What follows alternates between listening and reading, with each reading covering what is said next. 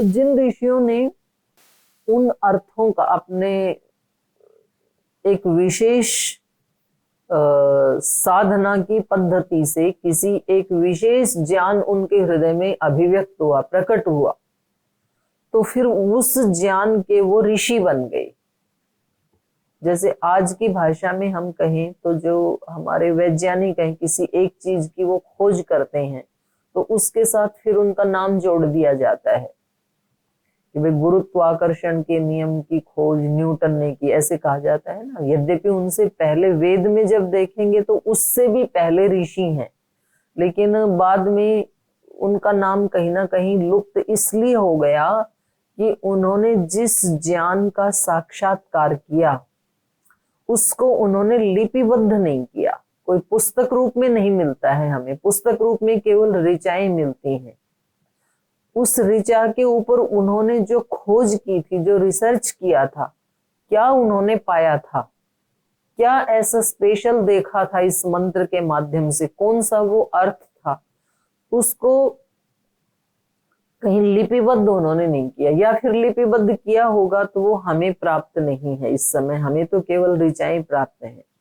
तो ऐसे लगता है क्योंकि श्रुति परंपरा थी पहले, तो उन्होंने श्रुति परंपरा से उस ज्ञान को अपने शिष्यों को बताया होगा खोज करके, और फिर उनके शिष्यों ने उनको बताया होगा, फिर उन्होंने अपने शिष्यों को बताया होगा, फिर उन्होंने अपने शिष्यों को। तो ऐसे श्रुति परंपरा से तो ये वेद विद्या आज तक हमें उपलब्ध है, हमारे पास है, लेकिन उन्होंने किस खास अर्थ का साक्षात्कार किया था वो स्पष्ट हमारे पास नहीं है।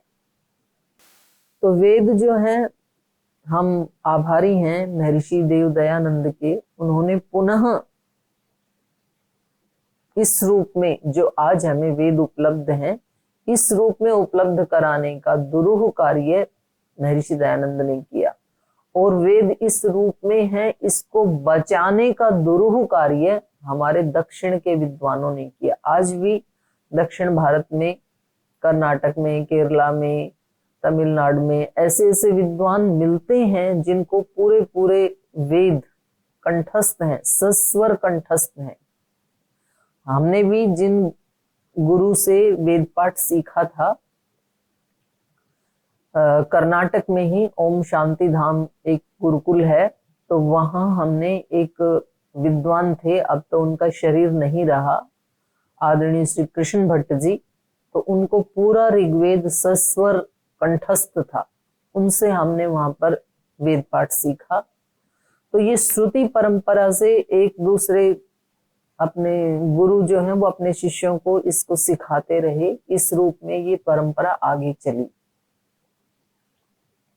तो मैं आपको बता रही थी कि जब आप वेद को खोल के देखेंगे, जैसे पहला ही सूक्त है अग्नि सूक्त ऋग्वेद का, तो अभी शायद आपके पास नहीं आया होगा। इसका अग्नि देवता है और इसमें एक छंद होता है, उसको गाने का एक तरीका होता है। तो इसका जो षटज इसका स्वर है, गायत्री छंद है, और मधु छंदा इसका ऋषि है।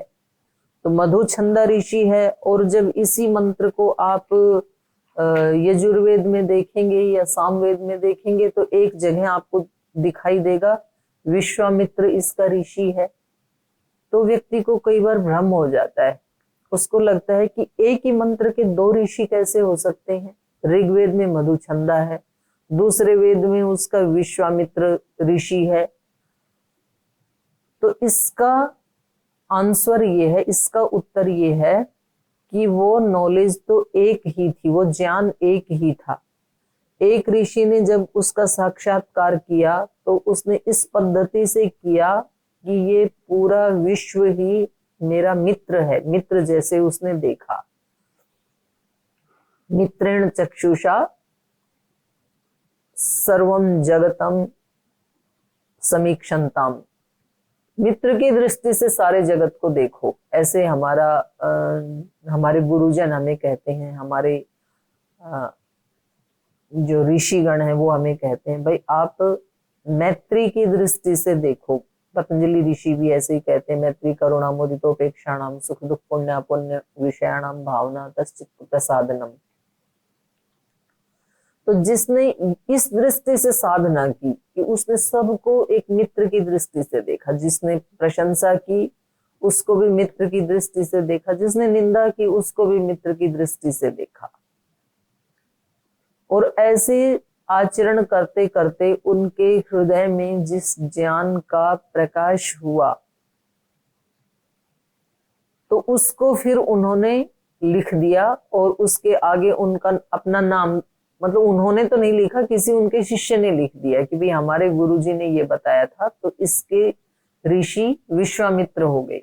अब विश्वामित्र कोई एक ही व्यक्ति था या दूसरे भी विश्वामित्र हो सकते हैं, ये भी एक चर्चा का विषय है, एक समालोचना का विषय है। कुछ लोगों का कहना है कि विश्वामित्र एक व्यक्ति भी हुए, एक ऋषि भी हुए, लेकिन इसका ये अर्थ भी है कि आज भी कोई भी व्यक्ति विश्वामित्र हो सकता है। विश्वामित्र का अर्थ होता है पूरा विश्व मित्र है जिसका।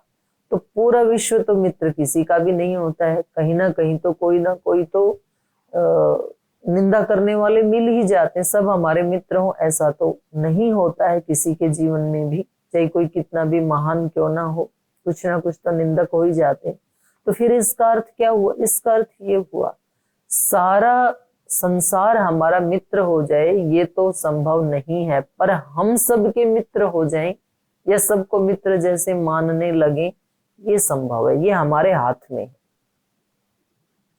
दूसरा हमें मित्र माने या ना माने ये हमारे हाथ में नहीं है, पर हम सबको मित्र माने ये तो हमारे हाथ में है, ये हो सकता है। तो जो आज भी इस प्रकार की साधना करता है उसको उसी ज्ञान का प्रकाश होता है जो कभी विश्वामित्र ऋषि को हुआ।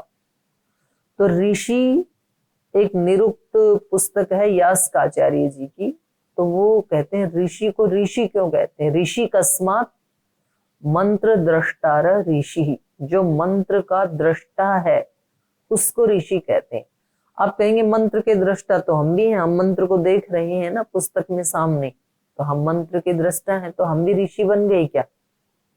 तो वहां इन चर्म चक्षुओं से देखने को दृष्टा नहीं कहा है।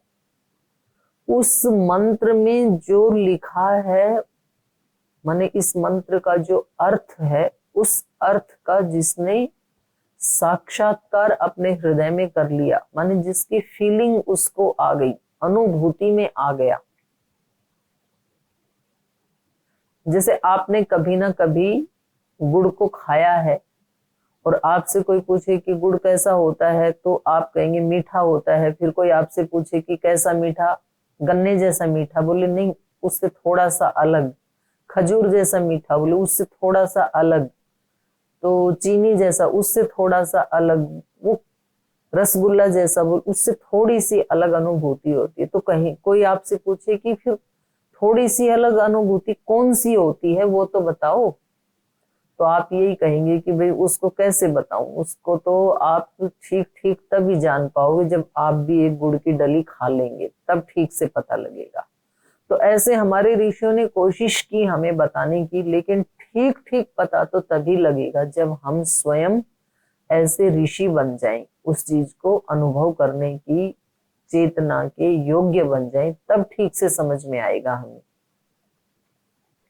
तो उन्होंने अपने हृदय में साक्षात्कार किया, इसलिए उनको ऋषि कहते हैं। साक्षात मंत्र दृष्टा है। अच्छा, अब मंत्र की बात भी सुन लीजिए। मंत्र किसको कहते हैं? जैसे मैं धातु पाठ की बात कह रही थी ना, तो धातु पाठ में मंत्र के लिए मत्रिगुप्त परिभाषणे, मत्रि धातु है और उसका अर्थ है गुप्त परिभाषण। गुप्त परिभाषण मतलब जो किसी दूसरे को पता ना लगे। तो परिभाषण तो होता है, संवाद तो होता है, लेकिन किसके बीच में संवाद होता है? जैसे हमें कोई बात गुप्त रूप से कहनी हो तो हम क्या करते हैं, उस किसी के कान में जाकर के कहते हैं ताकि दूसरे को सुनाई ना दे, उसको कहते हैं गुप्त भाषण। तो मंत्र जो है, मंत्र का जो अर्थ है उसके बारे में जो दो लोगों के बीच में बात होती है वो एक है आत्मा और एक है परमात्मा।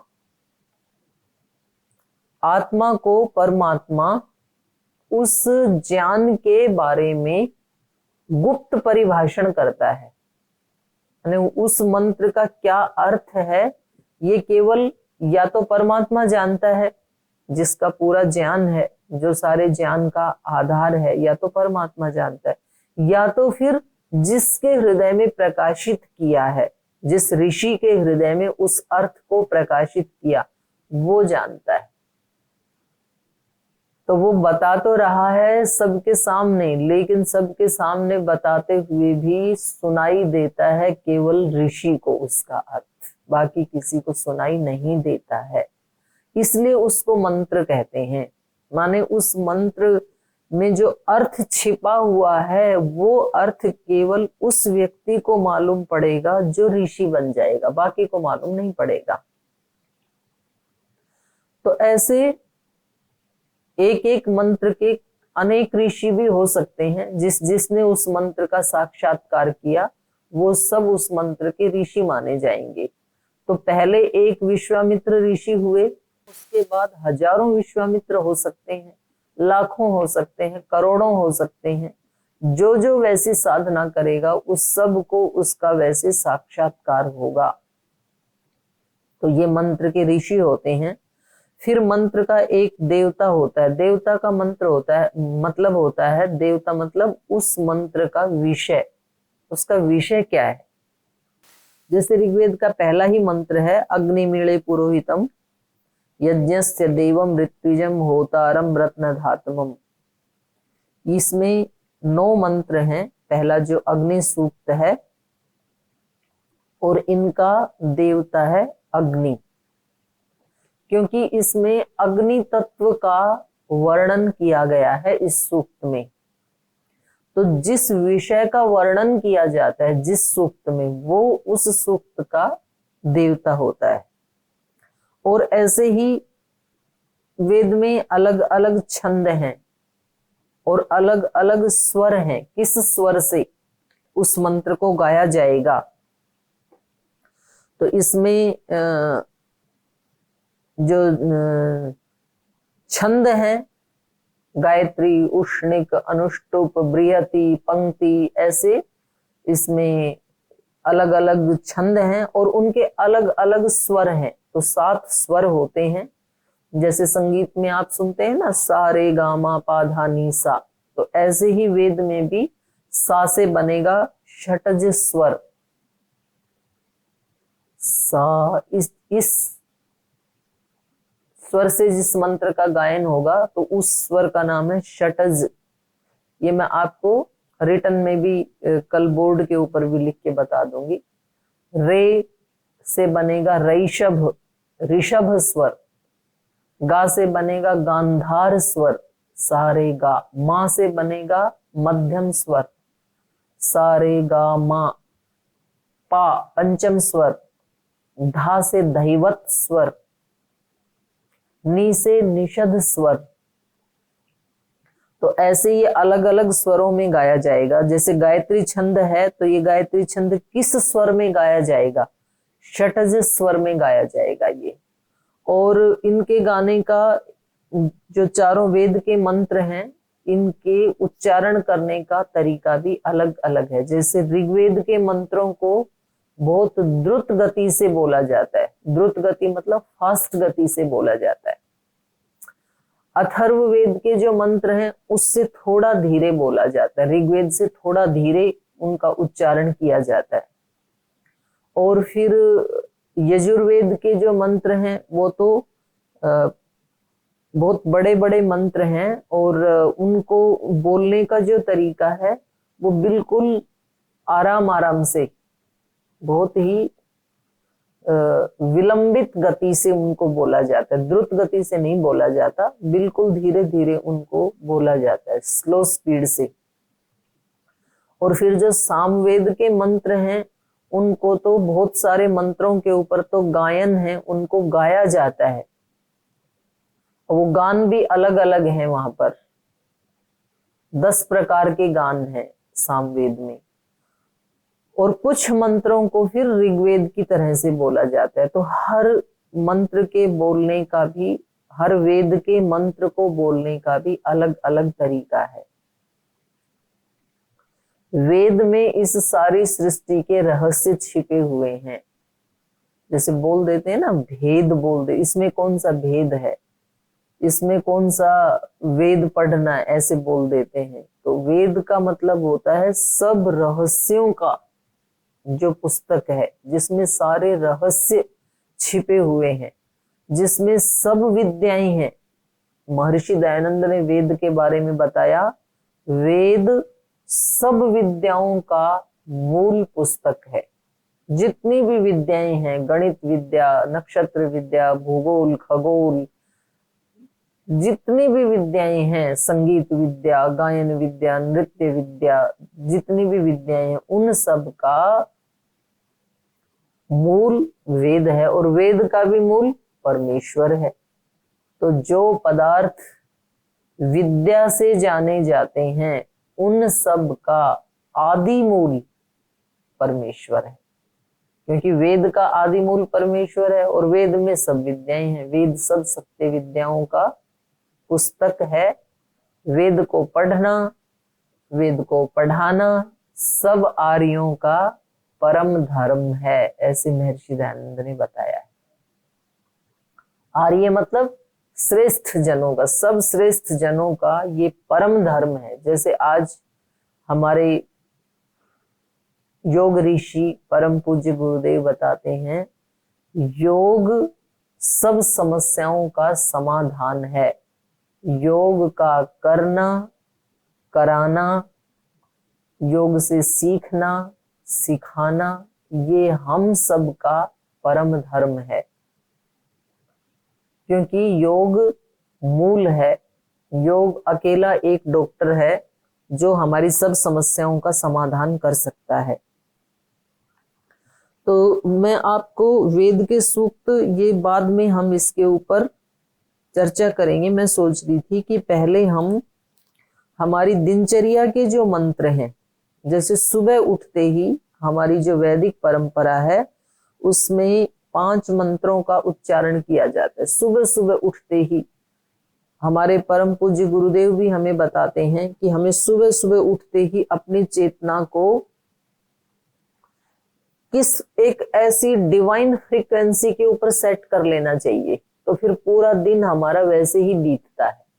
तो महाराज जी बताते हैं, सुबह उठते ही आप अपनी चेतना को एक डिवाइन चेतना के साथ, एक ऋषि चेतना के साथ, ब्रह्म चेतना के साथ, गुरु चेतना के साथ जोड़ दें, और फिर दिन भर उसी चेतना के लेवल से सारे काम करें। क्योंकि ये उपासना, प्रार्थना, ध्यान, भजन ये केवल 1 घंटे का नहीं होता है, बल्कि 1 घंटे से शुरुआत करके फिर हमें जो हमारे रूटीन के जो कार्य हैं, दिनचर्या जो हमारी है, चाहे कोई जॉब करता है या घर में काम करता है, सबके अलग अलग कार्य हैं, उन सब में योग, ध्यान, भजन अवतरित होना चाहिए, घटित होना चाहिए। तो फिर हमारे मनुष्य जीवन की सार्थकता सिद्ध हो सकती है, और तब हम इस संसार से जाते हुए प्रसन्नता पूर्वक अपनी यात्रा को संपन्न कर सकते हैं। ऐसा नहीं हो सकता है कि कोई तुलसी का पौधा है और सुबह सुबह तो आपने उसको गंगा जल से सींचा, और फिर दोपहर आते आते शाम तक आप बार बार उसके ऊपर तेजाब छिड़कते रहे, तो फिर वो पौधा बचेगा नहीं, वो तो जल ही जाएगा। तो ऐसा नहीं हो सकता है कि सुबह सुबह उठ करके तो हम मंत्र पाठ करें, ध्यान करें, भजन करें, प्राणायाम करें, और दिन भर फिर झगड़ा करें, निंदा करें, चुगली करें, नाराज हो, डिप्रेशन में जाएं, आलस्य करें, प्रमाद करें, जो भी काम करें उसको नाराज होकर के करें, तो फिर हमारे जीवन में दिव्यता अभिव्यक्त नहीं हो सकती है। तो अपने आप को संभाल के रखना होता है। तो सुबह एक अपने चित्त को किस फ्रीक्वेंसी पे सेट करना है, तो ये हमारे ऋषियों ने बताया कि सुबह सुबह उठते ही आप अपनी फ्रीक्वेंसी को उस दिव्यता के साथ जोड़ दें। उसके लिए इन 5 मंत्रों का उच्चारण किया जाता है। आप अपने बेड पर बैठे बैठे भी इनका उच्चारण कर सकते हैं। 5 मंत्रों का उच्चारण करने में 5 मिनट लगेंगे केवल, लेकिन वो आपके पूरे दिन भर की एक फ्रीक्वेंसी सेट कर देते हैं। इन मंत्रों का उच्चारण और फिर इनके अर्थ का चिंतन इसके साथ साथ, क्योंकि तज्जपस तदर्थ भावनम ऐसे कहा है, जिसका हम जप करते हैं वैसे ही भावना भी हमारी होनी चाहिए। जैसे जिस दिन आपकी शादी की सालगिरह होती है या आपका जन्मदिन होता है, उस दिन क्या करते हैं, सुबह सुबह उठते ही अपने माइंड को सेट कर देते हैं, आज मेरा जन्मदिन है, आज मेरा जन्मदिन है। इसका मतलब क्या हुआ, इसका मतलब ये हुआ आज मुझे खुश रहना है, आज सबके साथ प्रीति पूर्वक ही व्यवहार करना है, आज किसी के साथ झगड़ा नहीं करना। तो फिर उस दिन कोई ऐसी परिस्थिति आ भी जाए जिसमें झगड़ा होना संभव था, तो भी हम उसको टाल देते हैं, हम कहते हैं कल देख लेंगे, आज तो जन्मदिन है। तो इसका मतलब क्या हुआ, हमने अपने माइंड की फ्रीक्वेंसी को सेट कर दिया कि आज झगड़ा नहीं करना है, आज कोई गलत काम नहीं करना है। हम अपने माइंड को सेट कर देते हैं, आज एकादशी है, आज पूर्णिमा है, आज होली है, आज दिवाली है। जैसे आज हमने सेट कर दिया आज मकर संक्रांति है, तो मकर संक्रांति का मतलब क्या है, मकर संक्रांति का मतलब है आज हमें कुछ दान करना है, कुछ सेवा करनी है, कुछ खास पदार्थों से यजन करना है, ध्यान करना है, भजन करना है, झगड़ा नहीं करना है, नाराज नहीं होना है, दुखी नहीं होना है, किसी को कष्ट नहीं पहुंचाना है। तो फिर नहीं पहुंचाएंगे पूरे दिन भर। तो ये रोजाना हमारे ऋषि कहते हैं उठते ही आपको पहले 5 मिनट उन दिव्य शक्तियों के साथ अपने आप को जोड़ना है। अब इसमें सस्वर वेद पाठ करें या बिना स्वर के वेद पाठ करें, इससे क्या अंतर पड़ता है। तो महाभाष्य में आता है कि देखो ये जो शब्द है, ये शब्द भी ब्रह्म है अपने आप में। जैसे हम कहते हैं ना कि सूर्य साक्षात ब्रह्म है, अन्न साक्षात ब्रह्म है, ऐसे ही व्याकरण में कहा जाता है शब्द साक्षात ब्रह्म है। इसलिए जो शब्दों का दुरुपयोग जब हम कर देते हैं अज्ञान के कारण, तो समझ लीजिए कि हम ब्रह्म का ही दुरुपयोग कर रहे हैं। जैसे कोई अपनी माँ का दुरुपयोग नहीं कर सकता है, क्योंकि माँ बहुत महान होती है, पूजनीय होती है। ऐसे ही ज्ञान का या शब्दों का दुरुपयोग नहीं करना चाहिए, क्योंकि वो ब्रह्म है, हमारे लिए साक्षात ब्रह्म है। अब उस शब्द को यदि हम वर्ण की दृष्टि से अशुद्ध बोलते हैं तो भी उसका अर्थ अनर्थ हो जाता है, उल्टा अर्थ हो जाता है। और स्वर में 3 स्वर होते हैं मुख्य रूप से, उदात्त, अनुदात्त और स्वरित। तो ये भी व्याकरण ही तय करता है कि कौन से स्वर को हमें कैसे बोलना है। तो पाणिनि व्याकरण में सूत्र आते हैं उच्चैरुदात्त। जो उदात्त स्वर है उसको कंठ के ऊपर के ऊंचे भाग से बोलना है, लाउडली बोलना है, ये अर्थ नहीं है। कंठ में ही भाग है, वर्णोच्चारण शिक्षा भी उसके लिए फिर पढ़नी पड़ेगी हमें, कंठ के कौन से भाग से किस स्वर का उच्चारण करना है। तो वहां पर बताया है उच्चैरुदात्त, नीचैरनुदात्त। जो अनुदात्त स्वर हैं उनको कंठ के नीचे वाले भाग से बोलना है। समाहार स्वरित, जो स्वरित स्वर हैं उनका समाहार करके उच्चारण करना होता है। तो यहाँ पर जो आप पुस्तकें देखेंगे, जो आपको भेजा है आज अर्पिता जी ने, जागरण मंत्र भेजे हैं आज। तो जैसे आप देखेंगे प्रातः अग्निम, तो प्र में नीचे एक लाइन डाली हुई है, ये है अनुदात्त, प्र का उच्चारण अनुदात्त है। और ऐसे ही जब त आप देखेंगे, त में कोई भी निशान नहीं है तय के ऊपर। जहां कोई भी निशान नहीं है इसका मतलब है उदात्त। इसको ऊंचे कंठ के ऊंचे वाले भाग से बोलना है। और र फिर से अनुदात्त है। अग्निम ये एक श्रुति है। फिर उदात्त, अनुदात्त, स्वरित, 3 स्वर होते हैं। उदात्त को ऊंचे कंठ से बोला जाता है, अनुदात्त को नीचे से बोला जाता है और स्वरित को समाहार करके बोला जाता है। समाहार स्वरित। यदि वर्ण की त्रुटि करते हैं तो बहुत बड़ी त्रुटि मानी जाती है, और मात्रा की त्रुटि करते हैं उसको भी बड़ी त्रुटि माना जाता है। जैसे छोटी ई की जगह बड़ा ई बोल दिया, बड़ी की जगह छोटी बोल दी, छोटे ऊ की जगह बड़ा ऊ बोल दिया, तो उसको वर्ण की त्रुटि को तो बहुत ही बड़ा माना जाता है। और स्वर की जो त्रुटि है, स्वर का दोष है, उसको भी बहुत बुरा इसलिए माना जाता है कि स्वर की त्रुटि से अर्थ अनर्थ हो जाता है, उल्टा अर्थ हो जाता है। एग्जाम्पल के लिए शांति पाठ हम रोज करते हैं। जब हम कभी योग कक्षा में भी जाते हैं, मंत्र बोलते हैं, फिर उसके बाद शांति पाठ, घर में यज्ञ करते हैं, उसके बाद शांति पाठ। तो शांति पाठ की जो अंतिम लाइन है वो है सामा शांति रेधि।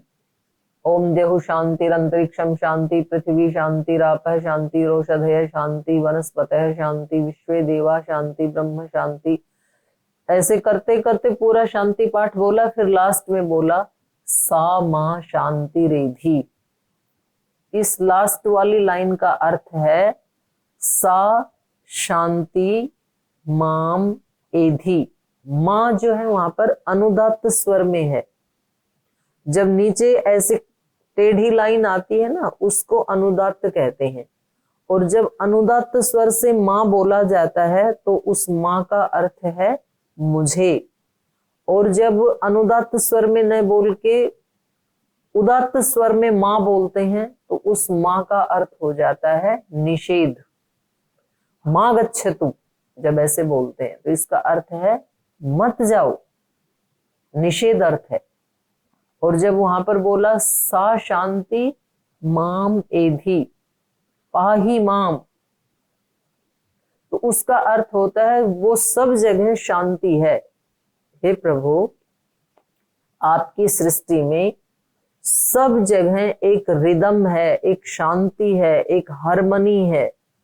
तो वो सारी शांति मुझे भी मिले, मैं अपने अंदर भी उसी हार्मनी में, उसी रिदम में अपने जीवन को बिताऊं। तो वहां प्रार्थना की गई है। और यदि हमने गलती से ये बोल दिया कि प्रभु सब जगह सृष्टि में शांति ही शांति है, द्यौ शांति, अंतरिक्षम शांति, पृथ्वी शांति, औषधय, वनस्पतय, सब जगह जल में, थल में, पवन में, सब जगह शांति है, लेकिन सा शांति मां एधि, वो शांति मुझे ना मिले। उदात्त स्वर यदि बोल दिया ना तो उसका अर्थ ये होगा सब जगह शांति है और वो शांति मुझे नहीं मिलनी चाहिए। तो हो गया ना उल्टा अर्थ। प्रार्थना तो की थी वो शांति मुझे मिलनी चाहिए, और अर्थ हो गया कि वो शांति मुझे नहीं मिलनी चाहिए। तो वहां महाभाष्य में उदाहरण आता है कि असुरों ने प्रार्थना की देवताओं के लिए कि ये देवता जो हैं ये हमारे शत्रु हैं और इनका नाश हो जाए, लेकिन वहां उन्होंने स्वर गलत बोल दिया। तो उनके स्वर से अर्थ ये निकला कि ये जो देवता हैं ये हमारे शत्रु हैं, लेकिन हम इनसे हार जाएं और ये जीत जाएं। तो फिर देवता जीत गए और असुर हार गए। तो इसलिए स्वर का भी अपना बहुत बड़ा महत्व है। अब ये तो बात है वेद पाठ की। अब आप सामान्य बोलचाल की भाषा में देख लीजिए स्वर की कितनी बड़ी महत्ता है। आप कोई बात किसी को कहते हैं तो आप अपनी दृष्टि, आपकी भावना ठीक नहीं थी या तो भावना ठीक भी थी, आपका उच्चारण थोड़ा सा ऊंचा था, तो दूसरा व्यक्ति कहता है कि उसने तो मेरे को ऐसे बोला, मतलब उसको वो कष्टकारी लग जाता है। तो और आप किसी को बताते हैं तो फिर आप कहते हैं मैंने तो बस इतनी सी बात कही थी। मतलब रोजाना हम ये बात घर में भी देखते हैं, संगठन में भी देखते हैं, जब कोई किसी की शिकायत करता है ना, शब्द वो ही होते हैं। तो जिसने शब्द बोले थे जब वो बताता है तो वो अनुदात्त स्वर में बताता है कि मैंने तो बस इतना सा कहा था कि इसको ठीक कर लो, ये गलत है। और जब दूसरा उस बात को बताता है हमारे को, तो वो कहता है उन्होंने ऐसे कहा, ये गलत है आपका, इसको ठीक करो। तो बस स्वर का ही तो अंतर आया। तो ये सस्वर वेद पाठ का मतलब है जब हम उसी स्वर में बात करते हैं जिस स्वर में करनी चाहिए भगवान के साथ, तो उसका अलग परिणाम होता है। और जब हम उससे अन्यथा स्वर में बात करते हैं, अपनी बात को रखते हैं भगवान के सामने, तो उसका अलग अर्थ होता है। मैं तो आज ये सूक्त आपको प्रातःकालीन मंत्रों वाला सूक्त पढ़ाने का मन में सोचा था, लेकिन समय तो हो गया, 5:30 से 6 का टाइम था, ये तो 6:30 से भी ऊपर चला गया। तो मैं सोच रही हूँ कि इसको फिर हम कल पढ़ेंगे। हम इस कक्षा में जो दिनचर्या में मंत्र बोले जाते हैं, सबसे पहले उनका उच्चारण करना सीखेंगे। इधर से मैं एक पंक्ति बोलूंगी, उधर से आप भी साथ साथ बोलेंगे, इस तरह से बोलेंगे कल से, तभी बोलना आएगा सस्वर वेद पाठ। तो पहले हम प्रातःकालीन मंत्र, फिर संध्या के मंत्र, फिर कुछ यज्ञ के मंत्र, तो ऐसे दिनचर्या में जिनका हम प्रयोग करते हैं वो मंत्र सीखेंगे। उसके बाद ऋग्वेद के 11 सूक्त हमने निकाले हैं, तो जो खास खास सूक्त हैं उतना कम से कम उनको याद भी करना है, उनका उच्चारण करना भी आना चाहिए, और उनके अर्थ के ऊपर भी विचार करेंगे, उनका अर्थ भी आपको बताएंगे। तो आज समय हो गया, आज की कक्षा को हम यहीं विराम देते हैं। कल फिर 5:30 बजे आपसे मिलेंगे। तो तब तक आप एक बार इनको पढ़ के भी आइएगा, अपने आप भी आप इनको एक बार पढ़ के आए। उच्चारण नहीं करना, उच्चारण यहाँ पर ही करना सिखाएंगे। और आज के पाठ से संबंधित कोई प्रश्न आपके मन में आ रहा हो तो आप ग्रुप में लिख करके भेज दीजिए, अर्पिता जी मेरे को बता देंगी, तो उसके ऊपर भी कल विचार करेंगे। आज यहीं विराम लेते हैं। आप सभी का बहुत बहुत धन्यवाद, आप सभी को बहुत बहुत प्रणाम।